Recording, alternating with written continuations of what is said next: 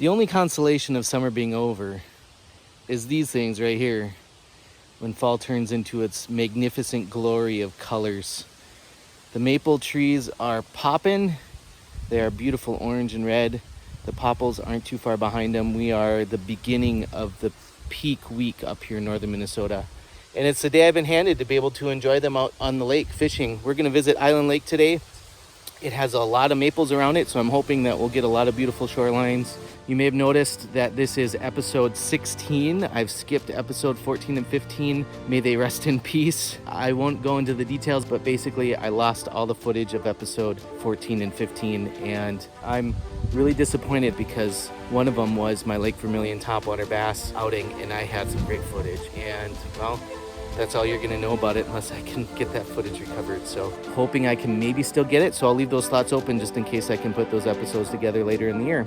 So that also explains why I've had a solid month and a half of a gap before this next video has come out. So with that said, it's gonna be a good day whether I catch a lot of fish or not. So without further ado, this is the Ordinary Fisherman, and it starts right now.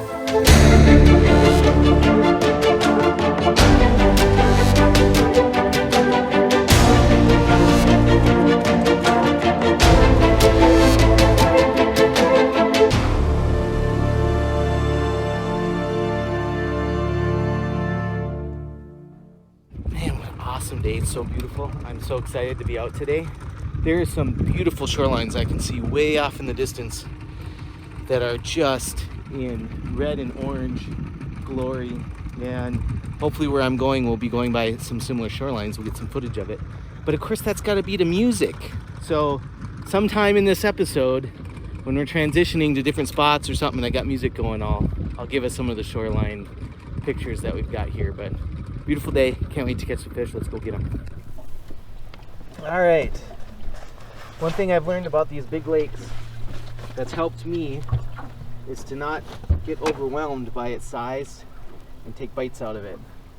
So I focus on an area and kind of fish that area and try to learn what I can and put that in my knowledge base of the lake, and try not to like do too much running from one end to the other, right? So I'm in a section of the lake that I'm a little familiar with, starting with what I know, and then gonna kind of branch out and try some new water from there, and we'll just see what happens.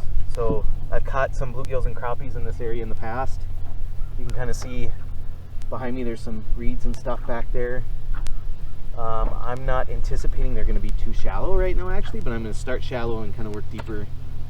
Hoping behind here, we can't see behind the camera, that there's some deep weed edges, and that whatever panfish movements in here happen throughout the year means that they're kind of in this whole bay section somewhere.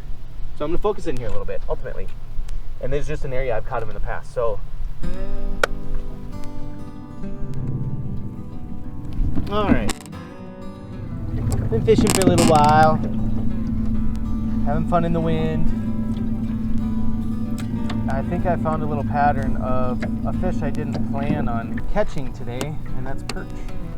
Got my old trusty paddle tail on, and I'm just casting around deeper weed edges, hoping that I run into some.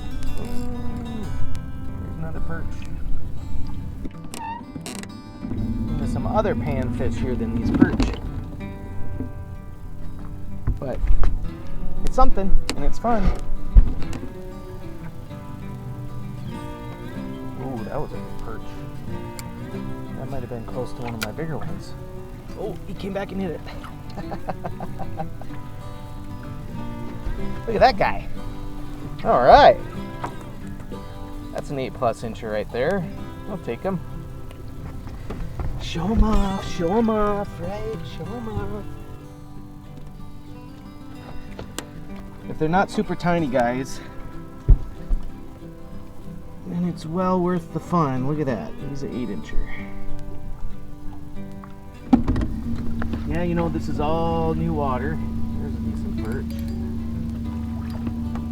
I'm exploring, I'm experimenting, and quite honestly, if I'm going to keep catching these 8-inch perch, I might just stick to it. I mean, these are fun. Ooh, I didn't expect to catch a bunch of perch. I don't mind.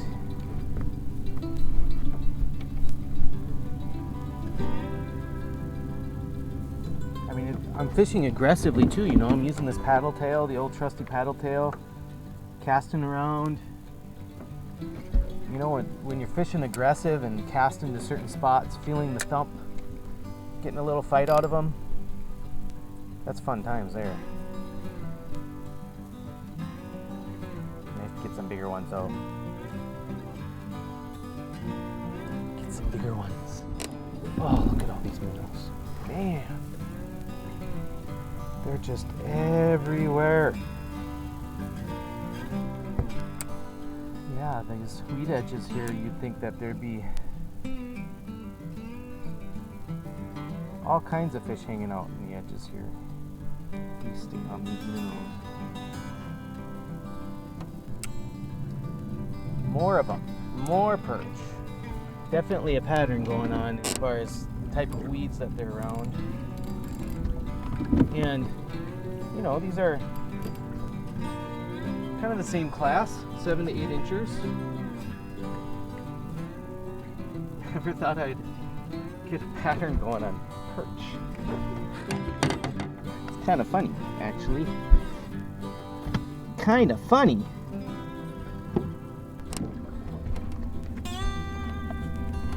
Catching whole bunches of them. Whole bunches and bunches. Whole bunches and bunches. Oh, there we go. There's one of the bigger ones. He's got to be over 8 now. You came and smacked it, didn't you, bud?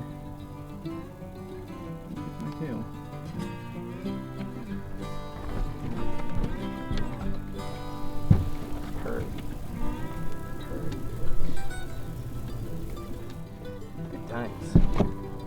Yeah, yeah. Making an episode out of perch. That's new. That's a new one.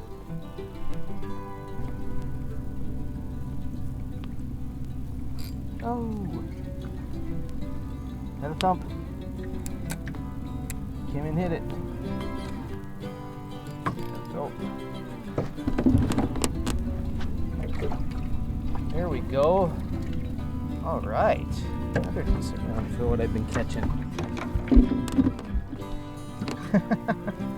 All right. Excited about perch. This plastic has been holding strong. It's been the same one that I've had on all day. I'll have to do an episode just on these paddle tails. It'd be more fun to have that going with a panfish. Maybe I'll do that with a crappie bluegill video, but these little paddle tails are just panfish heaven as far as lures are concerned. And I had to specially order them because I couldn't find them anywhere. I had to go straight to the source. And maybe I'll just wait to do that where I'm catching a whole bunch of bluegills and crappies with it. Oh! What do we got here? Another nice perch. I think I got a bass on here. It's a good one. That's another thing about these little paddle tails is they can catch more than 80 fish. These little panfish rigs. What do we got here? Ooh. He's down in the weeds. Ooh. Ooh, it's a big bass. He's a big one. He's a big one. Is he my big of the year? I don't know. But he's big. Whoa, whoa, whoa, whoa, whoa. Don't break my line. Don't break my line. Yep. Oh, he broke my line.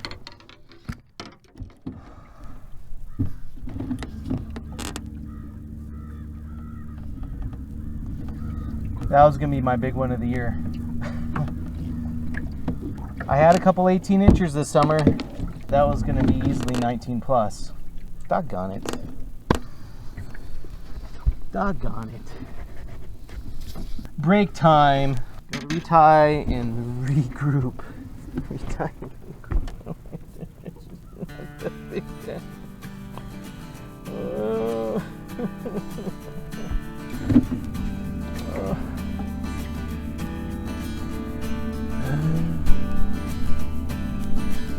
Alright, get my head back in the game here.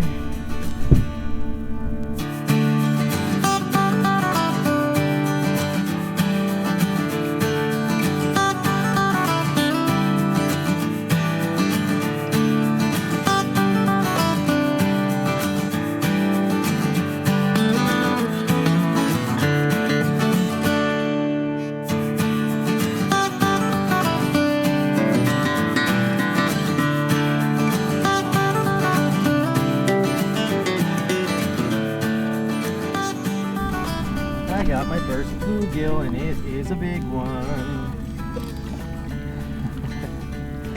Oh my goodness. Oh my goodness. Oh my goodness. Oh my goodness. Oh my goodness. Oh my goodness. This might be a 10-incher. Oh. I need to turn on my other camera for this one. Recording? We are. Well, I have to put another cast in there. Holy smokes, look at this bluegill. This fills up the whole pan. Oh. Woo, I've been covering lots of shoreline on deep weed edges and mostly catching 7-8 inch perch, as you've seen. Just finally got that beast. Oh my goodness.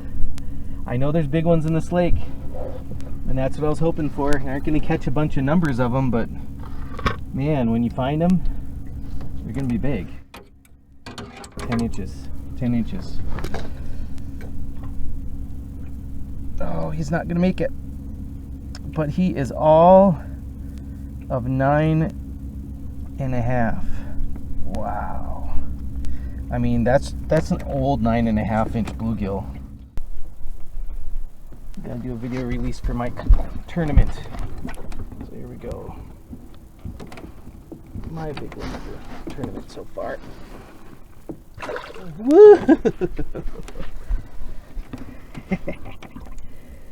So, what I wanted to say about that fish, I'm going to get it back in the water quick, back and healthy, is in Minnesota, that fish is probably a 12 to 15-year-old fish. It takes a long time for those 9.5, 10 inches to grow because we have such short growing time periods for these panfish.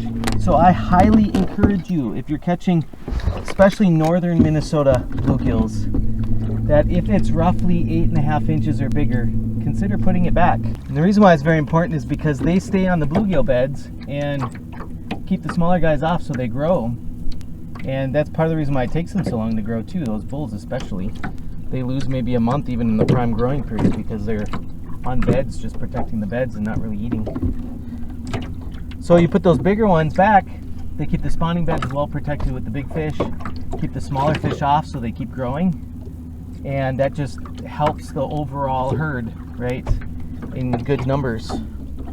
This lake doesn't have a lot of bluegills anyway, so that's part of the reason why you're going to catch bigger ones mostly, is they just don't have a lot of competition and a lot of people catching them and keeping them. So, well, that big gill helped me get over that big bass I missed. I was still lamenting him. Caught him somewhere right in there. See if there's some more. Sometimes there's more than one gill in these spots because they usually roam in packs, but it depends on the lake. I actually really wouldn't be surprised if he was in there alone on this lake, but I've got to get a few more casts in there to know.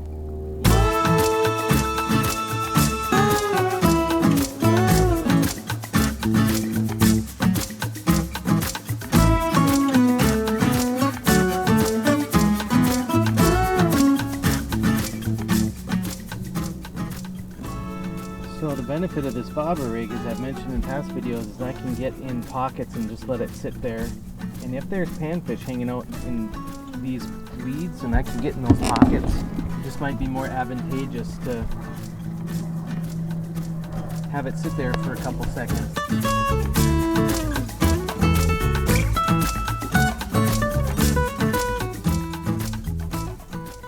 Oh, there should be more in here.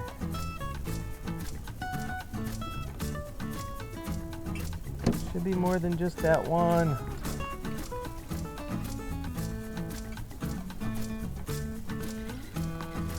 See lots of bugs, lots of minnows, like lots of reasons why there should be bluegills and crappies in here.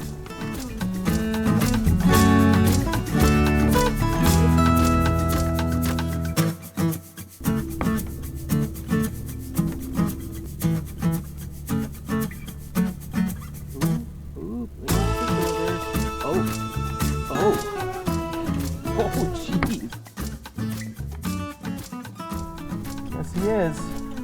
I can't tell if he's a large or smallmouth bass yet, but oh boy. It's amazing how these little jigs can just hang on to these big fish. We're not going to lose this guy. Why? Because I'm in net.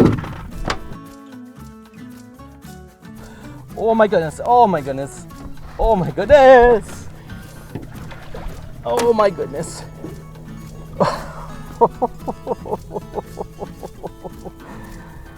Oh, I can't believe that this little jig's hanging on. Please hang on, please hang on.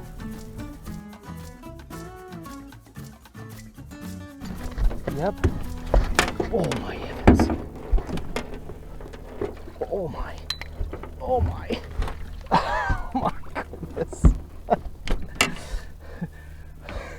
Oh, geez. I mean, this isn't just the big bass of the year. This is a big bass period. Oh, buddy. Oh, buddy. Oh my goodness. You were hanging out in those weeds. That little tiny jig. I can't believe it. Look at that thing. That's what I caught him on. Ah! Yeah! Yeah!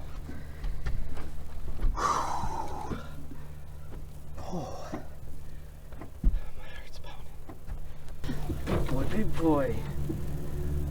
Get a good measurement of him. Oh, is he going to be the big one of the year? Absolutely. Absolutely is. He's hitting the 19 mark. 19 mark. Another 19-incher on the little rig. Yeah! Yeah, baby! Right. Woo. There he goes.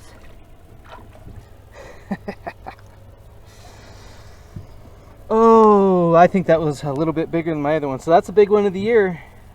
19 inches. At Island Lake, of all places, on the little jig. I don't think I've ever caught anything over 16 inches in this lake.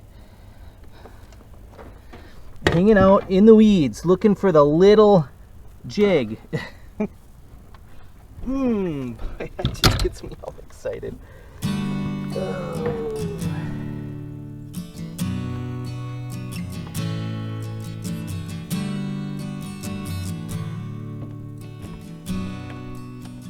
That's it. That is it. It's got a beautiful sunset going on behind me. It was a beautiful day. Fall is definitely here, and it doesn't last long in northern Minnesota, so we make the most of it when we can. Man, I caught a lot of fish today, not what I expected. Whole lot of perch and a handful of really nice bass and that really nice bluegill. All in all, it was a great day. Hopefully the year will end better than the middle of my open water season has gone so far. So not in fishing outing senses, I've had really good fishing outings, but my catalytic converter got stolen when I parked it at a boat ramp for a fishing outing and lost the footage of those 2 episodes, one being a really fun topwater. Yeah, so a little bit of a downer as far as a handful of things this summer, but getting out And a beautiful day like today kind of helps heal the soul. Out in God's country, in His creation. Absolutely loving it. Thanks for joining me in another episode. Hope to catch you all next time. I'm Nathaniel, just your ordinary fisherman. God bless everybody, and tight lines. We've got another bass. That's what we got here. And it's another nice one. This one hit the paddle tail.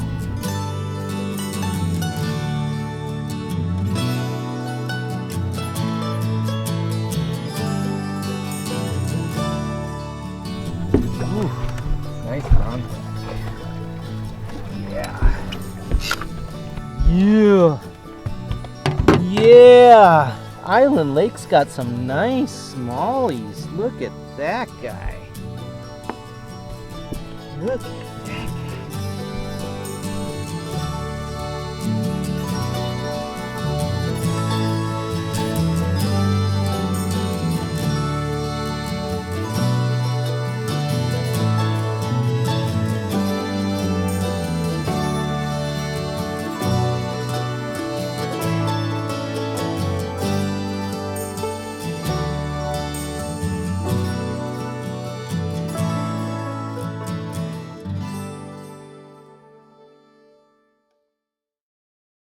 Before we get going, I actually highlighted this in my bass video.